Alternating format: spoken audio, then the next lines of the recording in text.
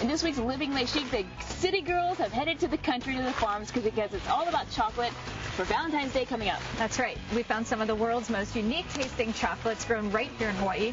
Just like the wine you drink tastes different whether it's from California or France, chocolate tastes different depending on where it's grown. So we put down these cacao pods, and we're bringing in Mike Conway to tell us a little bit more. He's from Dole Plantation.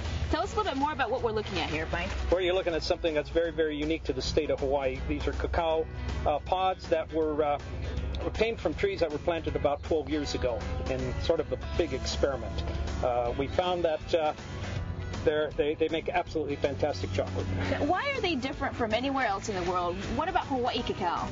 Hawaii cacao we have a number of different varieties, even growing in our 20-acre parcel here, but we're very far north of the equator. The traditional area for growing cacao is about 6 degrees north of the equator, so we're in an area where they said it couldn't be done.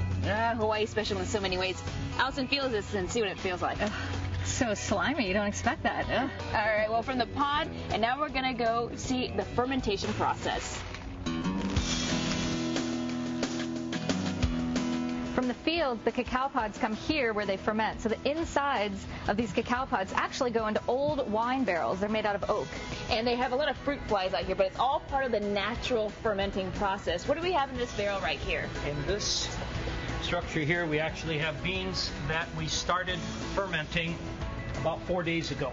And as you can see, they're slowly heating up. If I stick my hand in here, the temperature is going to be well over 100 degrees. You have lots of bacteria, you have yeast that are digesting all of that fruity pulp and imparting their flavors into the nib or into the cocoa bean.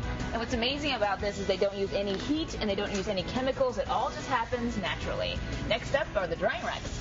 So here we are at the last stage of the process. These are the cocoa beans. They're drying out here in the hot sun. They're up on the top of these racks because they need all the heat in order to dry. The coffee's on the bottom because it can stay in the shade. That's right. And Mike here cut open a couple of the beans just to show us the process. What do we see here, Mike? What you're seeing are beans in different stages of drying. The purple is pretty wet yet, and it's going to gradually turn into a brown color as it dries. We're going to take it down to about 8% moisture in it, so it's almost going to snap in you.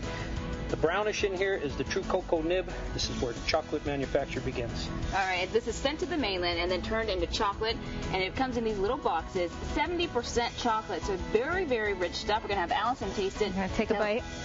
Tell us how it is.